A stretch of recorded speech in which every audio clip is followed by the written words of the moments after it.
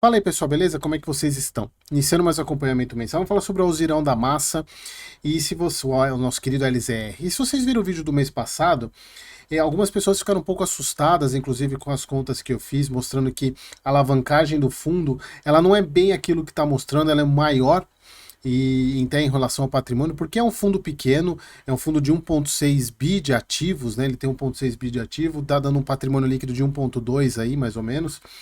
Mas a situação do LZR ela é um pouco mais complexa porque o fundo fez muita alavancagem nos últimos meses aí. Ele tem uma posição de caixa, porém o caixa não é tão representativo se a gente for ver do que eles colocam no relatório com o que de fato ele é. E eu quero falar, bater um papo com vocês até para que se vocês discordarem do que eu estou falando aqui, deixem aqui nos comentários, mas justifiquem, tá, pessoal? Porque eu já vi algumas pessoas falando sobre que viram em outros canais que a situação da LZR é tranquila. E só que não colocam os dados, não colocam qual o canal que estão falando. Eu queria até para poder assistir e ver se eu estou fazendo alguma coisa errada, se eu estou entendendo, interpretei a situação da alavancagem do LZR de uma maneira errada. Beleza, pessoal? Então, bora para o relatório gerencial.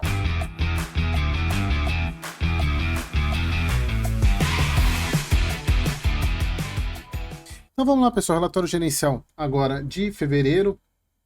O fundo, vamos passar primeiro sobre os highlights do fundo, né? Ele, até o final de fevereiro, 3 dos 23 imóveis tiveram seus aluguéis corrigidos pela inflação. Lembrando sempre, né, pessoal, que o ALZR, ele não tem revisional, ele somente tem ajuste inflacionário, exatamente porque são contratos atípicos. Então, não há chance nem do locatário, nem do fundo imobiliário chamar para revisional, exatamente por causa da questão do contrato. Então, é somente ajuste inflacionário. Então, dos 3 dos 23 imóveis, já foram reajustados. O fundo fez a securitização do Mercado Livre, como a gente já falou.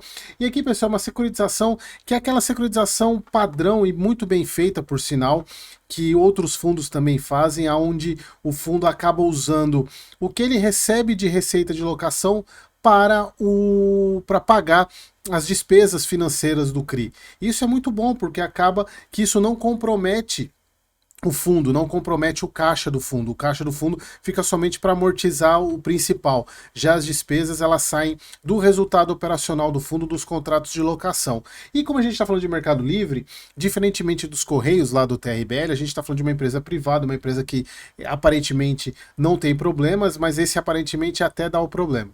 Então a gente tem sempre que ficar atento quando o fundo ele coloca muita segurança nesse tipo de operação e que de fato ela é segura, porém até o inquilino dá problema. O inquilino dando problema, a dívida é do fundo, não é do inquilino. Então o fundo só usa o parte do aluguel como desculpa, pessoal, como pagamento da despesa financeira, faz o aluguel casado. Isso até o inquilino deixar de pagar o aluguel, tá? Eles colocam que não aumenta a alavancagem do fundo, aumenta sim, porque eles colocam aqui, inclusive, o pagamento dele aqui. Então, as amortizações aumenta-se um pouquinho a alavancagem do fundo. Bom, o fundo encerrou 23 imóveis, amplamente diversificado. Disponibilidade, o guidance, né, do fundo, ele mantém o guidance que ele estava no mês passado, pagou 80 centavos, e aqui é importante, né, o fundo, eles colocaram aqui uma reserva de lucro de 7 centavos por cota, algo que não tinha até então eles colocaram aqui que o fundo hoje carrega 7 centavos, quase 8 centavos aí de reserva. E sobre o guidance, né, de 79 a 81, mantido aí para o primeiro semestre, e aqui é importante que eles colocam que não consideram vendas de ativos, eu até cheguei a comentar o fato deles terem colocado isso, será que está pintando alguma coisa aí de venda? Mas assim, o portfólio do LZR não é tão simples de vender, tá? Não é tão simples, isso é uma das coisas que também você, investidor do LZR, que tem que ter isso em mente, né? Não são ativos fáceis de venda. Então, é até por isso que os contratos longos, né, acabam ajudando, mas o fundo tem uma boa parte de contratos vencendo aí nos próximos anos, então a gente tem que ficar atento. Aqui falando sobre a negociação, parte de informe de rendimento, aqui vê o fundo gerou 81, pagou 81, então está muito em linha com o que ele vem gerando. Então aqui o pagamento está em linha com o que ele gera, 81 centavos. E aí, pessoal, aqui a questão do fluxo de caixa. Pessoal, aqui nada mudou em relação ao que está explicado no mês passado, só que eu queria trazer algumas coisas novas para vocês em relação ao que o LZR está mostrando aqui. O primeiro ponto, pessoal, é que se a gente olha o informe, se a gente olha o informe mensal, que é o último informe mensal, a gente olha o seguinte, a gente olha pelo que o fundo tem hoje de ativo, um bi 600, um patrimônio líquido de 1,2. Então, ou seja, fazendo uma conta reversa, daria uns 300 milhões de passivo. Que é mais ou menos isso aqui, ó, 360 milhões de passivo que ele tem hoje. Sendo 69 milhões de obrigação por pagamento, ou seja, compromisso que ele tem para pagar, e 277 milhões de obrigação por securitização. Só que a gente já vê, pessoal, que tem divergência, e aqui entra os problemas que eu vejo de a gente usar o informe mensal, porque assim, pessoal, a gente tem que entender o seguinte, o informe mensal era para ser o mais correto, exatamente porque ele representa o documento contábil que vai para a CVM. E o relatório gerencial, ele é, como o próprio nome diz, gerencial. Mas se a gente olha aqui, pessoal, somente pela estrutura de alavancagem que ele tem, já mostra que o total é 505 milhões. Não são aqueles 300 e alguma coisa, né? 277. Aqui já tem uma diferença bem grande. Provavelmente é porque isso aqui é de fevereiro, ainda tem as operações de março, né? Se bem que o relatório é de fevereiro, então já era para estar representando isso. Então a gente tem uma divergência de informações aqui, que é o que me traz de preocupação. E se a gente pega na próprio relatório, se vocês somarem o que ele tem de parcelas de aquisição, ou seja, de obrigações, dá 123 milhões. Bem diferente dos 69 milhões que eles colocam lá. Diferente dos 69 milhões que eles colocam lá. E isso, pessoal, sem considerar... Olha só como as coisas se complicam, porque o próprio relatório já fala outra coisa diferente aqui no próprio fluxo de caixa. Porque, pessoal, se a gente pegar a calculadora e somar o que ele coloca, aqui ele separa no fluxo de caixa, isso é muito bom, porque dá uma visão mais macro da dívida do fundo, e eu assim, quem dera todo fundo tivesse isso, né? Então, isso aqui é um ponto positivo para a LZR. O problema é a divergência das informações, porque é o seguinte, num lado a gente tem, e se a gente descer aqui, ó, obrigação por aquisição de imóveis é o que está lá no informe mensal, 69 milhões. Porém, se a gente olhar aqui no próprio fluxo de caixa, ele coloca em azul claro o que é valor de amortização de CRI, que está aqui em cima, inclusive, né? Até tem uma divergência de valor 25,3, 29, aqui é 29 em 2025 e aqui 25,3, provavelmente porque ele já pagou algumas coisas aqui neste começo de ano. Mas o que eu quero focar é nessa barrinha cinza e na laranja. A barrinha cinza eles colocam como valores a pagar, ou seja, os compromissos, as obrigações. Pessoal, se a gente for pegar aqui, esses 26 e 25 laranjinhas são earnouts, que faz parte da compra. Então isso, embora não possa entrar contabilmente, porque tem que ter certas condições para o fundo pagar o earnout, mas a gente for pensar o seguinte, pessoal, só pegar aqui, ó, 95 que ele coloca aqui de obrigação, menos os 26 milhões, 26,5, a gente está falando de 69 milhões. Aqui, pessoal, se a gente fizer uma conta rápida, 74 menos 25 vai dar 50 milhões. Mais 50 milhões, isso eu não estou considerando earnout, tá? Já seria diferente do que ele informa nas obrigações, de 69 milhões. Dá dando 119. Ou seja, dá mais ou menos os 120 que ele coloca aqui, os 123 milhões que ele coloca aqui em cima. Então, aqui já tem diferença. E aqui, pessoal, ele não está considerando nessa conta os earnouts, que são earnouts que, de fato, eles não têm como prever, porque as condições para que o fundo pague os earnouts precisam ser cumpridas. Mas, pessoal, eu já adianto para vocês, e vocês estão carecas de saber, que earnout foi feito para ser pago. São condições que o fundo faz, que o vendedor faz somente para ter uma justificativa para não pagar tudo de uma vez. Então o earnout ele acaba sendo pago. Então, tanto é que o fundo considera aqui. Então, pessoal, se a gente for pegar em termos de aquisição, a gente vai para 170 milhões. Considerando, eu somei esses dois valores aqui, 95,9, que é o de aquisição em 25, mais 26 dá 170 milhões. E aí, pessoal, se a gente for ver, o fundo ele coloca aqui 217 milhões. Peraí, antes de falar sobre o caixa, para não confundir os assuntos, vamos falar sobre a estrutura de capital. Então, isso aqui, percebam que isso aqui está completamente diferente? Não é isso? E aí, pessoal, eu fiz aqui o que, na minha visão, é a realidade, a real alavancagem do fundo. A gente está falando de um ativo de 1,6 bi, CRIs, 505.800, que é esse valor aqui, 505.800. Mais as obrigações, 170 milhões. Se a gente for pegar o índice de alavancagem sobre o ativo, dá 42%, bem diferente do que está aqui, 33,9%. E sobre o PL, que aí para mim não faz muito sentido, que seria essa daqui, está dando 53 e não 42. Exatamente porque eles estão considerando valores diferentes aqui, tanto principalmente em obrigações. Então isso me deixa um pouco ressabiado com as informações que o ALSR está colocando no informe mensal, mandando para a administradora, e o que ele apresenta no gerencial. Não estão batendo as informações. Isso me deixa um pouco preocupado. E por fim, a minha outra preocupação também é sobre isso aqui, ó. O fundo hoje coloca, se a gente olhar aqui, 217 milhões, tanto é que eu falei isso nos últimos vídeos, e eu não tinha parado para fazer análise no detalhe desses 217 milhões, porque se a gente olha aqui, o fundo está bem tranquilo, porque no primeiro ano ele teria, se a gente for somar aqui o que ele tem para pagar, se a gente for pegar 95,3 mais 25,3, primeiro ano 120 milhões, mais 32 do CRI, mais 74,5, 227, porém ele tem essas entradas aqui, né? Então a gente tem que tirar 9,2 e tirar 6,8. Então, em tese, ele teria o caixa suficiente, ainda sobraria 5 milhões essa posição de caixa que ele tem. Porém, todavia, contudo, a gente tem que olhar no informe mensal do que nós estamos falando, que caixa é esse? E aí, quando a gente olha o informe mensal, a gente vê em disponibilidades, o fundo não tem tudo isso. Ele tem em caixa 60 milhões em títulos privados e 52 milhões em renda fixa. Então, na verdade, de disponível, assim, o fundo tem 60 mais 52. Ele tem 112. E aí entra a velha história da posição de fundo imobiliário que todo fundo imobiliário tem. Estão fazendo isso agora, e isso tem me tirado um pouco, assim, eu tenho que ficar um pouco chateado com esse tipo de situação, porque a gente vê e acaba dando razão para quem critica isso, porque de fato o fundo não pode considerar a posição de fundo imobiliário como posição de caixa. Eu até entendo que o fundo, quando ele quer rentabilizar um pouco mais o caixa, ele colocar isso em fundo imobiliário, porém não quando o dinheiro já está comprometido ou quando vai comprometer esse dinheiro. Por quê, pessoal? Se a gente for pegar aqui hoje, o LZR, e aqui a gente tem que tomar muito cuidado, que eu já vi algumas pessoas usando esses 343 milhões aqui, que ele tem, como parte disso.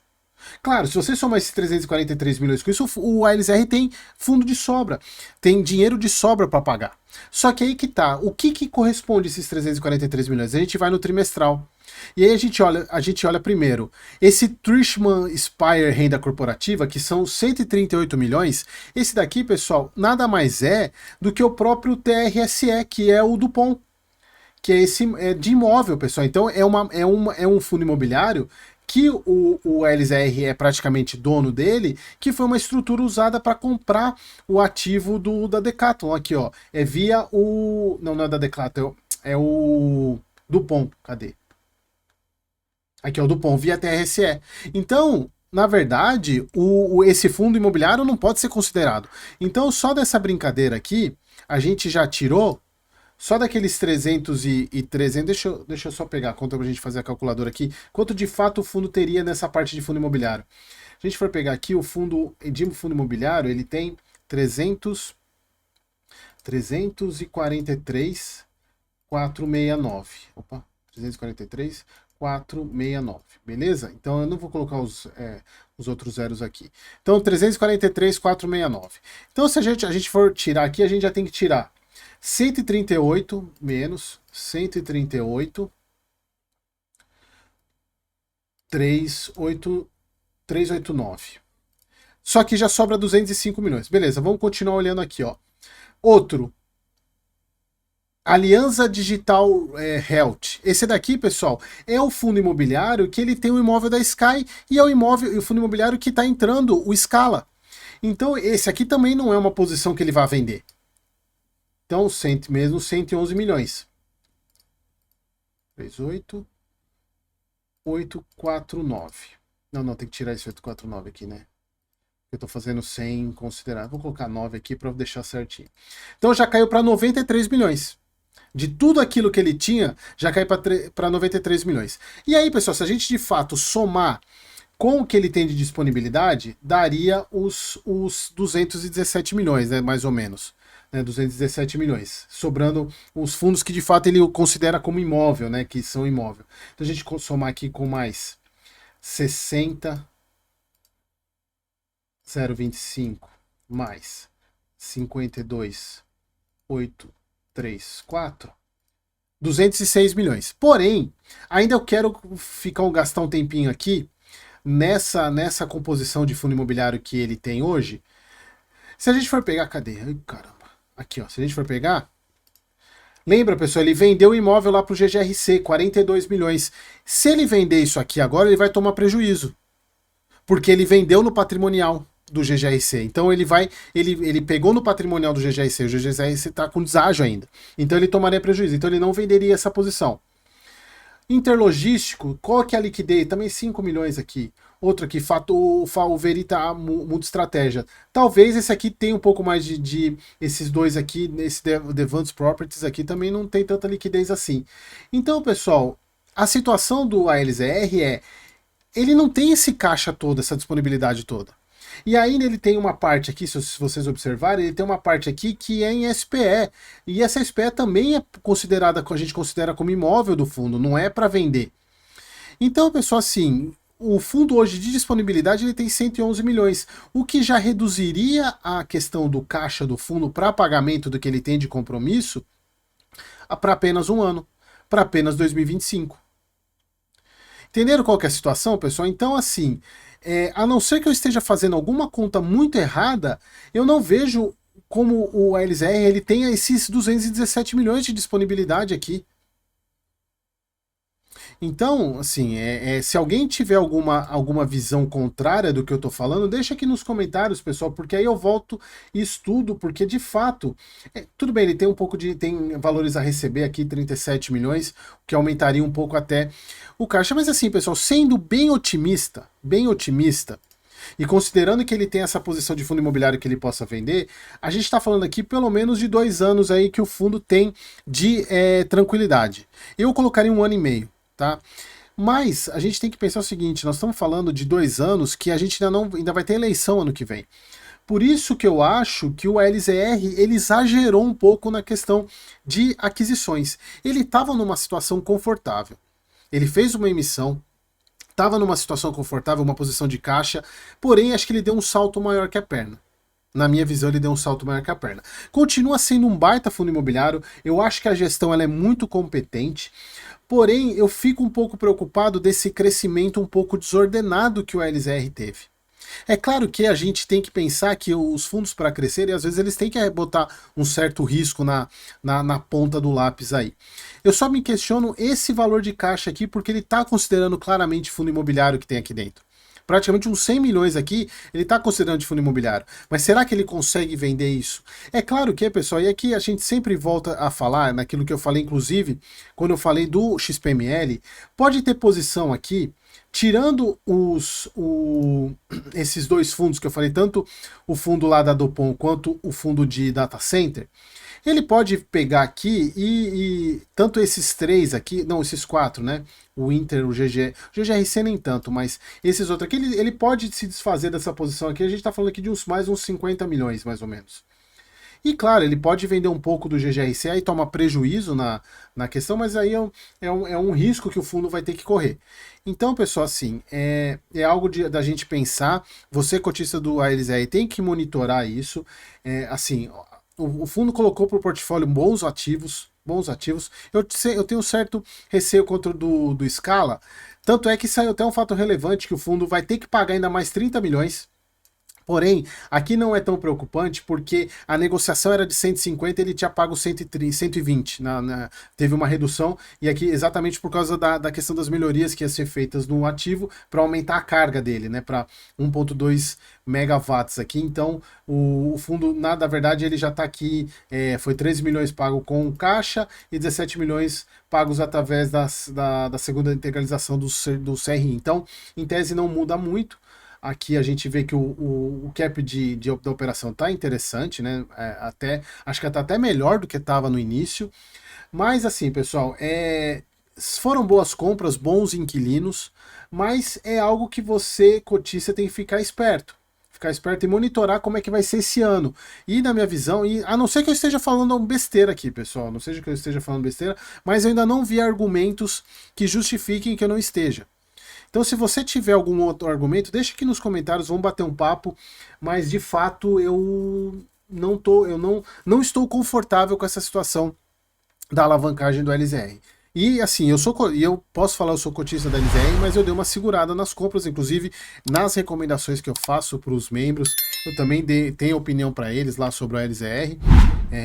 Mas é isso, pessoal. Se alguém tiver alguma dúvida ou alguma divergência do que eu falei, deixa aqui nos comentários, e aí pode ser algo que eu não esteja vendo.